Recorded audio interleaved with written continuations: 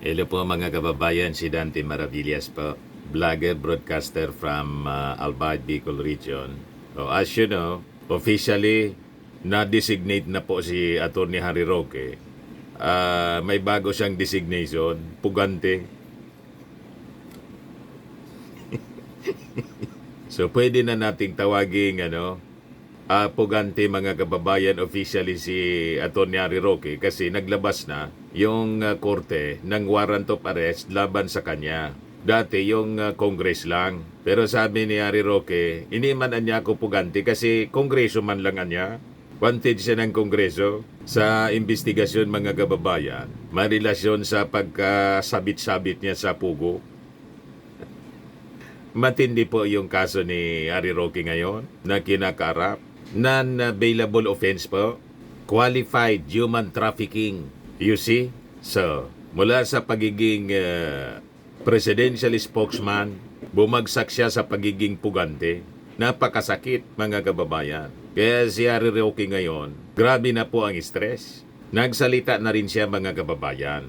Mamaya iparinig ko sa inyo. Pero before natin pag-usapan, dito muna tayo sa ating joke time portion. Kwentong katatawanan muna po mga kababayan para lagi lang relax. Padala siya mga kababayan ni Madam Karina Robles Tagama. Taga dyan ito sa Tarlac. Pero Bicolana to. Si Madam Karina Tagama. Pumunta siya rito sa amin para bisitahin yung kanyang mga kaklase. Tapos nakipagkita na rin sa atin. Kamusta po kayo dyan sa Tarlac, Madam? Mestiza siya po. Half Filipino, half Spanish. Ito yung kwento ng isang pamilyang mayaman. Yung tatay namatay. Pero before na namatay, yung tatay mga kababayan, nagawa pa niyang magbilin sa kanyang mga anak. Sabi ng tatay, mga anak, tatlo yung anak niya. Pag ako niya ay namatay, padala kayo sa kabaong ko ng tig 5,000 pesos. Madaling sabi, namatay na niyong tatay. So, tinupad naman ng kanyang mga anak yung bilin ng kanilang ama. So, yung unang anak, nagbigay ng 5,000. Pinatong doon sa kabaong. Sabi ng pangalawang anak, tay, ito din po yung 5,000 ko. Yung pangatlong anak, sabi po, tay, wala akong cash, cheque na lang, ibigay ko po sa inyo 15,000. Iligay ko sa cheque 15,000, sabi ng pangatlong anak. Sabay kuha ng dalawang 5,000. Kasi di ba, tigpa 5,000 lang naman yung hiling ng kanilang tatay. So kunin ko na po itong 10,000, 15,000 po nakalagay sa cheque. Bahala na po kayong mag-ingkas.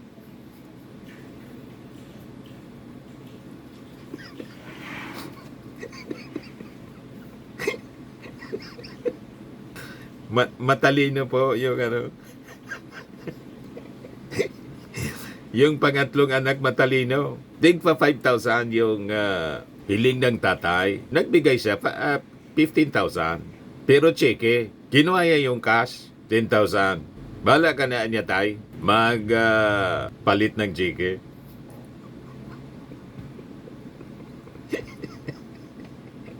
Tuso. But anyway, joke man lang po. Padala mo na lang, madam, yung GCash number mo. Ito pa, kasali ka na rin sa ating monthly draw. 5,000 pag nabunot yung pangalan po ninyo. Pag hindi na bonot, sa December po, sa grand draw natin, ang cash price natin is 10,000 pesos. Ayos pa, dito naman muna tayo mga kababayan sa balita. Ibigay ko muna sa inyo yung istorya para pag-usapan po natin. Sinasabi natin, miscalculations po ang ginawa ng mga Duterte, ng kampo ng mga Duterte, si Digong, si Sara Duterte, si Harry Roque. Ito ngayon mga kababayan ang inabot nila dahil sa sarili nilang mga kagagawan. Ang akala nila, hindi aabot sa ganito. Malinaw po ang matandang kasabihan dito sa amin. Daing pangpang na daing kahampang. Walang pangpang daw na walang katapat.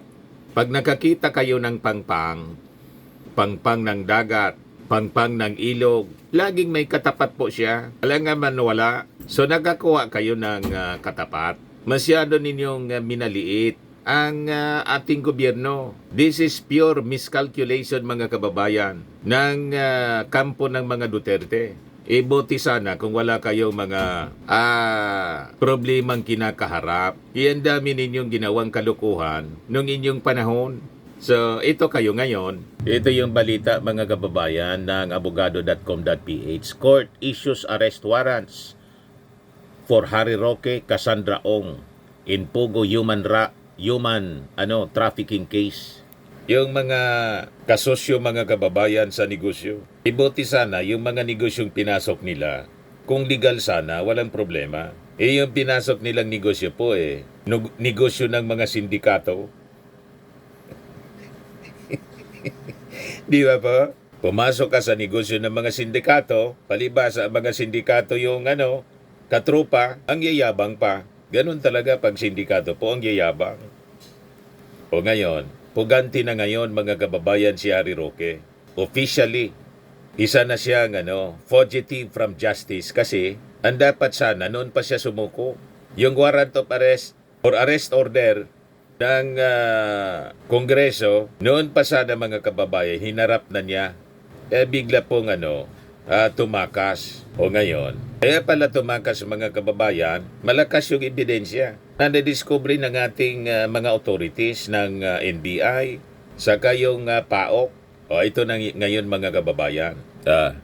Kita din yung itsura niya, Stress na po. Tumanda ng siguro mga 10 years. At kita ninyo yung itsura. Parang hindi na po naliligo si Harry Roque. Ito si Cassandra Ong. Kasama mga kababayan siya sa kinasuhan. Sabi dito sa istorya po, the Angeles City Regional Trial Court has issued warrants of arrest against former presidential spokesperson Harry Roque, yung negosyante na si Cassandra Ong, and a multiple of others over charges linking them to qualified human trafficking, a non-bailable offense in connection with the operations of Philippine Offshore Gaming Operator or Pugo Hub in Porac, Pampanga. Kaya po, tumakas si Harry Roque. Doon pa lang sa investigasyon ng Kongreso. Alam niya kasi, masosokol siya. Doon pa lang sa investigasyon mga kababayan ng Kongres na tinatarget na po yung kanyang salin. Ayaw niyang pag-usapan yung kanyang salin kasi biglang yaman si Harry Roque na malabo mga kababayan na makuha niya bilang presidential spokesman ni Digong o kahit pa mag-practice siya ng law bilang isang abogado, malabo na makaipon siya ng ganong milyon-milyon mga kababayan na kayamanan. So sabi po sa pinalabas na resolusyon ni Presiding Judge, Branch 118 Presiding Judge Rene Reyes, after careful evaluation of the 11 separate informations, the resolution dated April 7, 2025, and the supporting documents attached to each in every case record, this court finds probable cause to hold all the aforenamed accused for trial for the offenses for which they are respectively charged pursuant to the provisions of Section 5A of Rule 112 of the Revised Rules on Criminal Procedure. Wherefore, let warrants of arrest be issued against the accused. So may warrant of arrest na po laban dito kay Harry Roque, pati kay Cassandra Ong et al. May mga iba pang personalities po. So yung mga sigaw-sigaw ni Harry Roque diyan sa The Hague na bring Duterte home, nag-backfire po sa kanya mismo. So ang sigaw ngayon dito sa Pilipinas, bring Roque home. Pag hindi po, sigurado po na mahahanap siya ng ating mga authorities. Kasi, siyempre, magko-coordinate pa na po yung ating mga authorities sa Interpol. So, baliktaran sila ni Digong. Si Digong, binitbit mga kababayan ng Interpol through our CIDG ni General Torre, inilipad papuntang The Hague. Ito naman po si Atty. Harry Roque na umaaliga-aligid diyan po sa The Hague at may asylum application. It is just a matter of time. Siguradong kakalad ka rin siya pabalik dito sa Pilipinas para iharap po sa husgado. You see? So sabi dito sa balita, aside from Roque and Ong, also ordered arrested are the following: Duan Renwu, yung mga Chinese ito po, Ronnie Lin, Baterna Ibahan alias Rona, Dennis Cunanan, Han Gao, Norman Macapagal, Stephanie Mascareñas, Michael Bryce Mascareñas, Rodrigo A. Bante, Xiang Tan, Jingo, mga Chinese ito, Xiang Ji alias Dr. Leo, Louie P. Yambao, Jesse Ralios, Josefina B. Mascareñas. Ang dami po, oh. Heidi Corinne Oy, Nina Mayra Cervantes, Samsi alias Boy Eric, Wanho, Yu alias Awen, Boy Terry, Tereyi, Eswan, Dawi, Abaw, Laubao, Jiling alias BIP Jin, Bruce, Xiaosu alias Boss Bingo, Sir Benjamin, Raymond Gallionco, Randel Gallionco, Daniel Salcedo Jr., Chona Alejandre, Crispin Medina. Ang dami-dami pong kasabot. Oh. Renato Bautista, Warman Mariano, Chris Jude Flores, Alan Salvador alias Ivan, Darius John, Benedict, Mark Jinyang, Yin Yan, Cheche, Marlon, Di Foncion, Georgia Loy Salvador, Mark Anthony Salvador, Mercedes P. Macabasa, in Leitan, Norman Macapagal, Ronilyn Baterna alias Rona, Terry alias Boy Terry. Naulit yung pakasulat. So sabi dito po sa utos ng korte that during the execution of these warrants, law enforcement officers use at least one body-worn camera in one alternative recording device or as many as necessary to capture and record relevant incidents. Para walang lusot, tulad po ng pag-aresto, mga kababayan kay Digong, recorded po at kinover ng media. Kaya yung mga aligasyon nilang kidnapping, malabo na paniwalaan kasi dapat well documented. Baka akusahan yung mga arresting officers ng pang-abuso, pagmamalabis. So yun ang requirement ng korte ngayon. Furthermore, the court consolidated all 11 cases and a joint trial will be held. Previously, the Department of Justice filed the cases in before the RTC after filing probable cause with reasonable certainty of conviction during the preliminary investigation. Alam ni Roque, ang kanyang kinasangkutan ay mabigat na krimen, mga kababayan. Yan ang rason kung bakit siya tumakas. Pero may katapusan, mga kababayan, ang pagtatago. Pasasaat, masisilo din ng ating mga authorities itong si Harry Roque at mga kasama. At may harap, mga kababayan, sa hostisya. Ang ginagawa ni Atty. Harry Roque, nag-full blast siya ng paninira, hoping na sa pamamagitan ng kanyang paninira sa ating gobyerno, mag-alsa ang ating mga mamamayang Pilipino. Tanggalin yung ating Pangulo, iloklok si Sara, para yung mga kaso niya, malusutan niya, mga kababayan. Yan ang thinking ni Harry Roque. This is miscalculation. O ngayon, sabi natin kanina, talita na po si Harry Roque. Ayan, nag-Facebook live siya. Agad-agad nang matunugan niya yung pagpalabas ng warrant of arrest laban sa kanya. May pangiti-ngiti pero punong-puno ng desperation at lungkot. Yung mga pangiti-ngiti nila, cover man lang po. Pero sa totoo lang, tarantang-taranta na po sila. Ayaw lang ipaalata, pero alatado pa rin. Parang hindi na natutulog si Harry Roque. Ang maganda niyan, sumuko ka na, Atty. Harry Roque, para at least makatulog ka. Pero sa kulungan, tulad ni Digong, di ba relax na si Digong dyan sa ICC. Mga panawagan, mga kababayan, na bring Duterte home, malabo, malamang mga kababayan, the rest of his life, doon na po mauubos ang kanyang panahon dyan sa ICC po. O ngayon, pakinggan natin si Attorney Harry Roque kung ano yung sinasabi niya. So ito yung sinabi niya as published by Abante News Online. Mula ito sa sa Facebook live ni Attorney Harry Roque. Lahat, no? Napag-alaman ko po na ako, magandang araw po sa inyong lahat, no? Napag-alaman ko po na ako po daw ay na-issuehan na ng warrant of arrest para dun sa non-bailable human trafficking. Well, yan po talaga ang proseso, no? Na matapos na magkaroon ng resolusyon, ay mag-i-issue ng warrant of arrest ang hukuman para magkaroon siya ng jurisdiction para litisin ang kaso. Ganun pa man, meron po akong mga remedyo na gagawin ko naman po, no? Nandyan po yung motion for reconsideration na alam kong wala ng pag-asa dahil lang pong DOJ ay talagang political.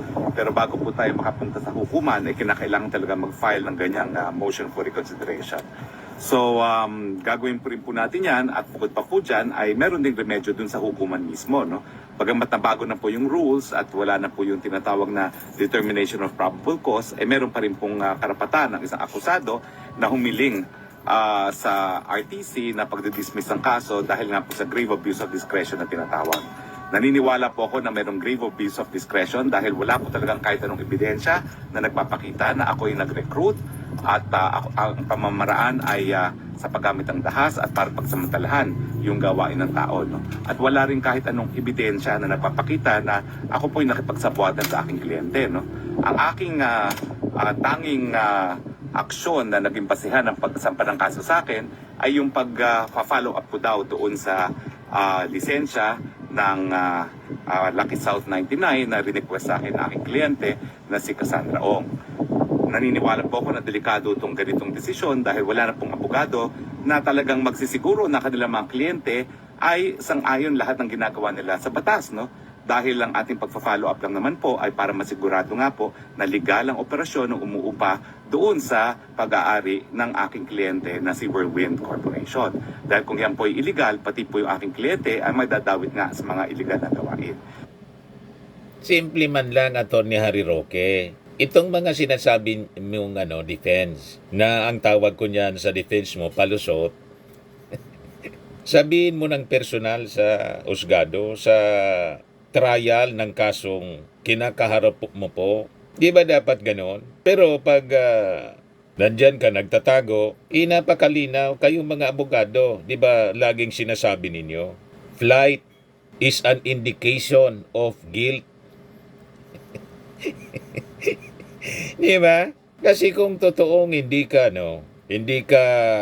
nakagawa ng pagkakamali, arapin mo po ng matapang. Tulad ni Laila de Lima. Kaya lang si Laila de Lima, sabi ni reverse yung desisyon ng RTC. Ni-reverse ng CA. Yung mga nag-reverse ng desisyon, mga appointee daw ni Digong. You see? Mamaya pag-usapan natin mga kababayan doon sa susunod na video natin.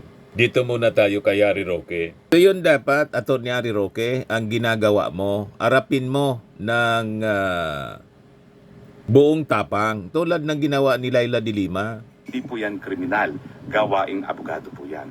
So naniniwala po ako na itong kasong ito talaga ay paggigipit sa akin dahil sa aking political na paninindigan, dahil sa aking walang tinag na pagsusuporta sa mga Duterte, at naniniwala po ako na ito'y dahilan para magpalakas pa dito sa aking aplikasyon sa asylum dito po sa bansang Netherlands. So ako po uulitin ko, gagawin ko po ang lahat ng remedyo sang-ayon po sa ating batas para mapawalang bisa itong impormasyon labang sa akin for qualified trafficking. At inuulit ko po wala po akong kahit sinong recruit at wala akong kahit anong ebidensyong sabuatan, at ang tanging dinidiin nila laban sa akin ay yung pagiging abogado.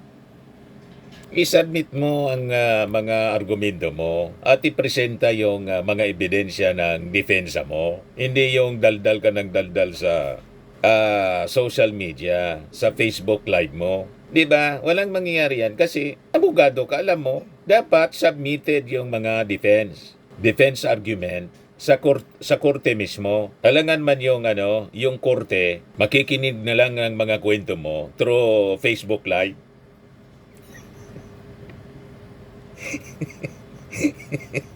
Habang may trial, yung sagot mo, Facebook Live. May ganon. Wala mang ganyan. Na yung mga akusasyon, nandun nakasubmit sa korte. Pagkatapos, ang defense mo, Facebook Live.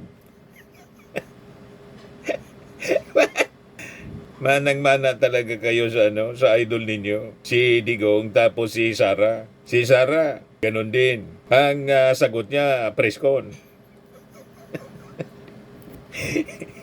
Kung paano winaldas yung confidential funds, ayaw niyang sagutin ng diretso, mga kababayan doon sa Congress. Ang style niya, papatawag siya ng press con, tapos siya yung nagdidictate kung anong tanong lang yung dapat na sagutin. May briefing muna sa mga sa mga members ng media. Pagkatapos na masabi niya yung gusto niyang sabihin, stop na yung tanungan. Wala na nga niyang tanong-tanong. Nakita ninyo yon? Hindi yan po pwede sa husgado. Pagpa-follow up, pagsisiguro na ang operasyon ng umuupa sa kumpanyang aking kliyente ay legal. Sa akin po, hindi po yan kasalanan. Yan po yung obligasyong gobyerno. Sa'yo lang yon. Ang nagdidetermine po kung walang kasalanan o meron, guilty or not guilty, hindi po kayo na akusado. Ang magdidesisyon yung judge. Di ba, Attorney Roque? Hindi man pwede na. Yung kwento mo lang ang dapat na madinig. Kaya nga may trial. Yung defense, pakikinggan after na maipresenta yung kaso. May trial, may cross-examination. Abogado ka eh. Hindi man pwede. Na ang style mo, pinal yung kaso sa korte, ang sagot mo sa Facebook Live. O, di ba? Tapos gusto mong mangyari, paniwalaan ka namin. Yung nga style ninyo eh. Yung kampo ng mga Duterte. Para ka pa magkakaroon ng abogado. Ang gusto mo nga is kukuha ka ng abogado para legal ang lahat ng mga hakbang na gagawin ng mga kliyente. So wag po kayong mag-alala. Napakadami pa pong remedyo na ating gagawin.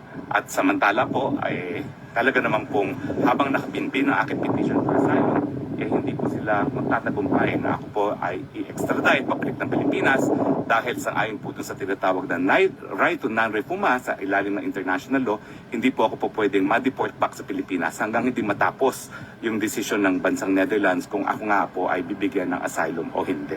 At naniniwala po ako na ang pagsampa ng non-bailable case sa dahilan na ako daw po ay nag-follow up ng isang lisensya sa isang pogo na dati-rate ay legal, ay hindi po dahilan para magkaroon ng isang non-bailable charge.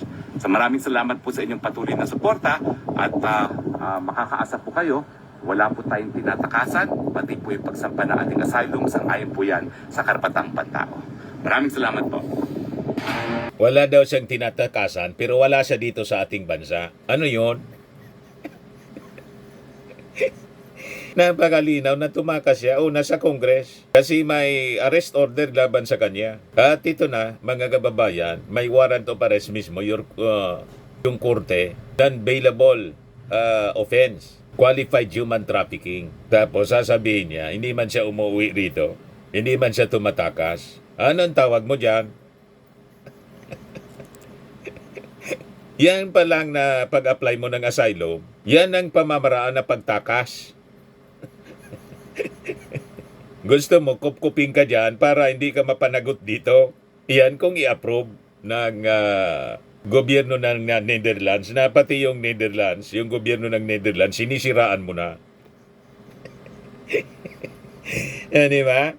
But anyway, mga kababayan, subaybayan na lang natin ang kasong ito. Kasi sunod-sunod na po, umuulan ng kaso laban sa mga Duterte, sa kampo ng mga Duterte. At yung mainit ngayon po, mga kababayan, yung impeachment laban kay Sara Duterte at saka yung possible warrant of arrest na ipapalabas po, isi-serve ng Interpol laban sa kanila.